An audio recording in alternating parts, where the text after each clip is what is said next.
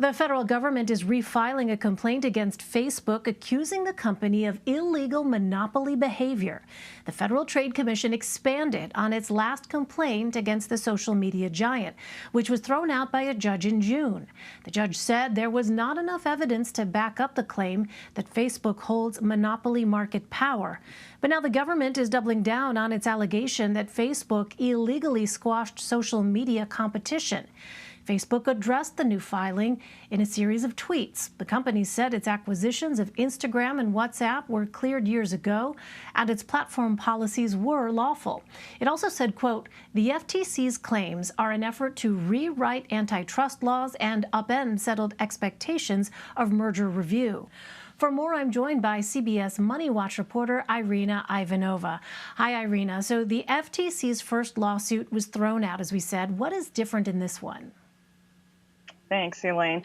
So Facebook has a lot more numbers in this suit. It's about 30 pages longer, and the complaint really talks about this new market, the personal social networking market that the government says Facebook dominates.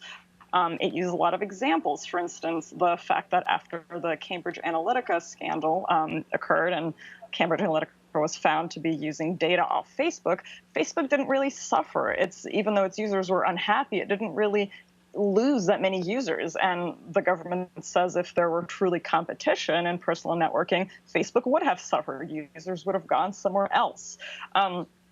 The FTC has this number, 65%, and it claims that Facebook has 65% of the personal social networking market, which it goes to some length to try to define. It defines personal social networking as something different from Twitter or Reddit, which is networking with people based on what you're interested in, different from LinkedIn, which is professional networking, and different from someplace like Nextdoor, which is for people who all live one another but who don't necessarily know one another. And defining this market is really going to be critical for the government in this lawsuit. Specifically because it is so new. Social networking is not like the market for, printer paper or for shoes, which we're pretty clear on what those markets are. This is a pretty new technology that there's going to be a lot of argument around defining what the market for that is. Given all of that, then, Irina, what are the chances the government wins this lawsuit, and what would the consequences look like for Facebook if they do? So the chances, according to antitrust experts I've spoken with, according to Wall Street analysts, are very, very low. Even though there is a pretty significant anti-monopoly movement in the government, we saw this from an executive order last month from Joe Biden on competition. We've seen this from certain personnel changes. This case will be decided under the current antitrust laws, which are pretty conservative. The bar is very high for the government to win. It has to show not only that the company has an excessive market share and a lot of market power, but that consumers are harmed by it.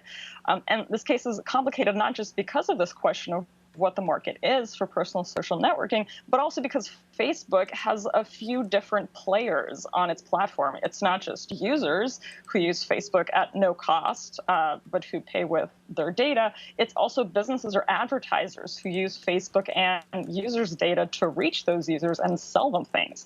The FTC, of course, is also arguing that advertisers are paying more to advertise because Facebook has such a monopoly on this market. So the government really has its work to cut out here to make the case that Facebook is too big. The case is certainly going to take many years.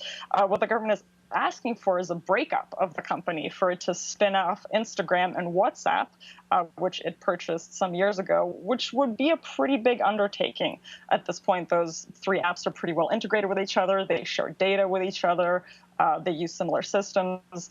There are also other possibilities. A judge could forbid Facebook from buying any new startups.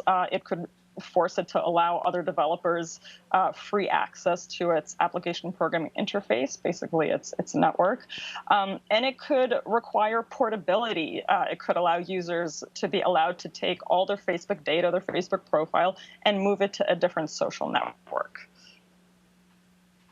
Well, Facebook has unsuccessfully asked for FTC Chair Lina Khan to recuse herself. Can you tell us more about Khan's role in the case? That's right. When the FTC refiled its complaint on Friday, it also rejected that petition for Commissioner Khan to recuse herself. Facebook had argued that Lina Khan was essentially too biased. It cited her previous scholarship that called Facebook a monopolist, and it said this was a reason that she couldn't be an impartial party in this case. But when the FTC rejected that petition, it responded that the case would basically proceed in federal court before a federal judge, which means that the appropriate constitutional protections will be given to Facebook. You know, it's not like Lina Khan is the judge on this case. She is part of the prosecution. She's part of the government team trying to make the case that Facebook is a monopoly, and that case will be decided by a judge. But already her participation has been crucial. The FTC voted 3-2 to refile the case along party lines. Without her participation, it would have been deadlocked, and the case would not have moved forward. We should also note that Facebook's move for Lina Khan to recuse herself is also a PR move. You know, it's trying to paint the government as biased in this case. We could potentially expect it to make the case that this is a political move. As you noted, Facebook has said that the FTC already looked at and approved these two acquisitions. It okayed Instagram, it okayed WhatsApp, and now it's trying to rewrite history. So we will have to wait until October 4th to see the company's official response in court. But those are some of the arguments that Facebook has been making so far. And just quickly, Irina, what does all this tell us about how the Biden administration is trying to change the U.S. approach to antitrust law? There is certainly a movement to change it, as we saw in that executive order back in July. You know, he had significant directions for federal agencies, including the FTC, to really look at the existing antitrust laws and to apply them in ways to ensure that these large companies don't have too much power, don't essentially squash competition. There's also bills in Congress that would get at parts of this, because of course you can change how you prosecute antitrust law, you know, as the FTC, but ultimately you are bound by what the law says, and you're bound by what previous court decisions have decided. And as we've said, the standard now is very, very conservative, very, very narrow.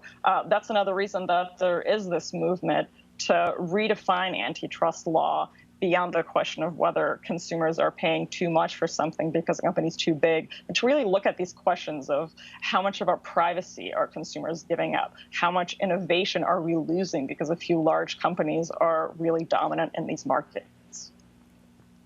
Those are really, really big questions indeed. Irina Ivanova, Irina, thank you very much. Thank you, Elaine.